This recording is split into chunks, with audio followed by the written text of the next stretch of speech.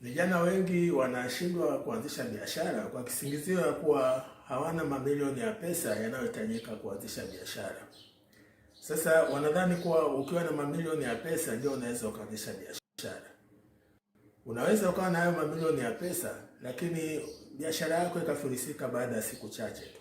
Kwa hiyo swala la kuwa na mamilioni ya pesa sio sawa, si sawa, na mimi sikubali nalo. Sasa kwa taarifa yako tu ni kuwa kuanza biashara na mtaji mdogo, hata kama ni wa Laki2, ni salama zaidi, kwa sababu utajifunza mambo mengi na biashara yako itakuwa polepole kuliko kufikiria kuwa na mamilioni ya pesa uanze biashara. Sasa leo nitakuelezea kuna biashara 5 ambayo unaweza ukaanzisha kwa mtaji wa Laki2 tu, lakini ukajikuta unapata faida hadi ya shilingi 30,000 kwa siku. Kwa hiyo kaa nami nikuelezee hizo biashara. Mimi ni mtangazaji wa Tan Business Channel Online Television, nikitangaza kutoka jijini Dar es Salaam, Tanzania. Vijana wengi wameniandikia wakisema, Mr. Mwambola, mimi nina Laki1.5 tu, nifanye nini? Jibu liko hapa. Tutachambua biashara 5 ambazo hazihitaji fremu ya mamilioni, hazihitaji uwe na wafanyakazi 10, bali zinahitaji business sasi kwa lugha ya mtaani. Kabla sijaenda mbali, hebu kidogo nikueleze. Lengo letu hapa ni kuonyesha jinsi ya kugeuza hiyo Laki2 kuwa mashine ya kuingiza pesa kila siku. Twende tukaangalie mchanganuo wa kwanza. Sasa hebu tuangalie biashara ya uwakala. Wengine wanasema uwakala wa simu, wengine wanasema uwakala wa miamala. Sasa hebu tuangalie hii biashara. Sasa biashara ya kwanza ni uwakala wa miamala ya simu. Mfano ni M-Pesa, Tigo Pesa au Airtel Money na kadhalika. Najua utaniuliza, Mr. Mwambola, Laki2 inatosha vipi kwenye float? Hapa ndipo wengi wanapoanguka. Unafikiri uwakala lazima uwe na floti ya milioni 5. Hapana. Sasa hebu tuangalie falsafa ya biashara hii kwa mtaji mdogo. Unachohitaji ni laini ya uwakala na kijiwe, meza ndogo na mwamvuli. Kwa mtaji wa Laki2 unaweza kutenga Laki1.5 kama floti na 50,000 kwa ajili ya meza na kiti cha plastiki. Sasa ngoja nikueleze siri ya faida hapa.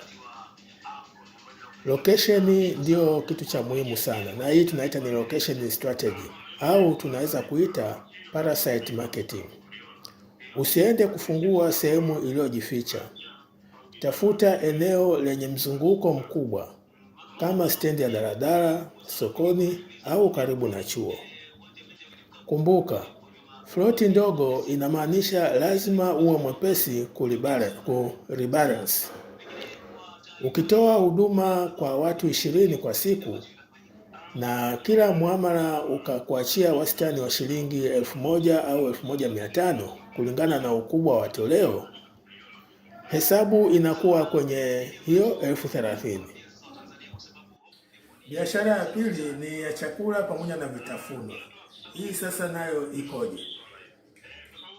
Biashara ya pili ni ya chakula, hususan vitafunwa au wengine wanasema ni street food. Hapa nazungumzia chapati, mandazi, sambusa au chips mayai katika maeneo ya shule au ofisi. Sasa hebu tuangalie mchanganuo wa bajeti wa hii biashara. Mfuko wa ngano, mafuta ya kupikia na nishati ya mkaa au gesi, vyote hivi unaweza kuvipata kwa chini ya Laki1.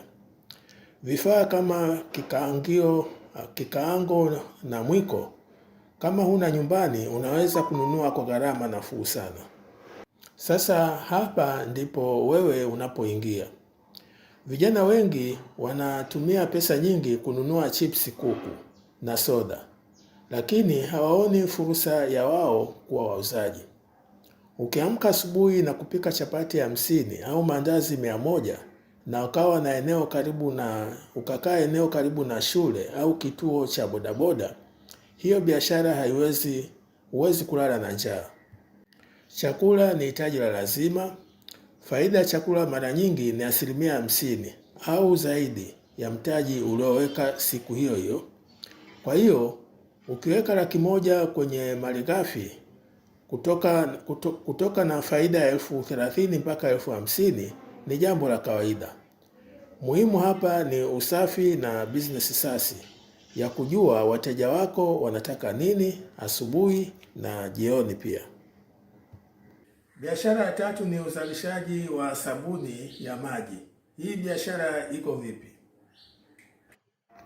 Biashara ya tatu tunaingia kwenye uzalishaji. Ni kutengeneza sabuni za maji au detergent. Hii ni biashara ambayo malighafi zake ni rahisi kupatikana na faida yake ni kubwa sana ukilinganisha na mtaji. Kwa $200,000 unaweza kununua malighafi za kutosha kutengeneza lita zaidi ya 100 za sabuni. Vifaa vinavyohitajika ni ndoo, mwiko wa kukorogea na vifungashio, yaani chupa za plastiki ambazo unaweza kununua kwa jumla Kariakoo au kwa wazalishaji. Sasa ngoja nikueleze siri ya kupata faida. Usishindane na makampuni makubwa kwenye matangazo ya televisheni. Soko lako ni majirani, mama ntilie au mama lishe na maduka ya rejareja mtaani kwako. Tengeneza sabuni yenye povu jingi na harufu nzuri. Hapa ndipo unapoanguka kama hutaweka branding nzuri. Hata kama ni chupa ya maji ya kunywa iliyotumika, hakikisha imesafishwa na ubandike stika yako yenye jina la biashara na namba ya simu. Gharama ya stika ni ndogo sana, lakini inaongeza thamani ya bidhaa yako. Ukiuza lita moja kwa shilingi 2,000 au 3,000 na ukasambaza duka 10 tu mtaani kwako, hesabu ya $30,000 kwa siku inatimia kirahisi sana. Biashara ya 4 ambayo hii ni maarufu sana ni nguo za mitumba. Hii nayo iko vipi? Biashara ya 4 ni ya mitumba. Lakini sikiliza kwa makini. Sisemi uende kununua belo zima la $300,000 au 4. Hapana. Huna huo mtaji bado. Hapa tunatumia mbinu ya kuchagua. Nenda soko la Ilala au Karume asubuhi na mapema wakati mabelo yanafunguliwa. Kwa mtaji wako wa $200,000 unaweza kuchagua nguo kali, yaani za grade A, kwa bei ya jumla ya shilingi 2,000 mpaka 5,000 kwa pisi moja. Ukipata nguo 30 au 40 kali, zioshe, zipige pasi vizuri na uziweke kwenye kijiwe chako au uzitembeze maofisini. Nguo ulionunua 3,000 ukiipiga pasi inauzika kwa shilingi 10,000 hadi 15,000.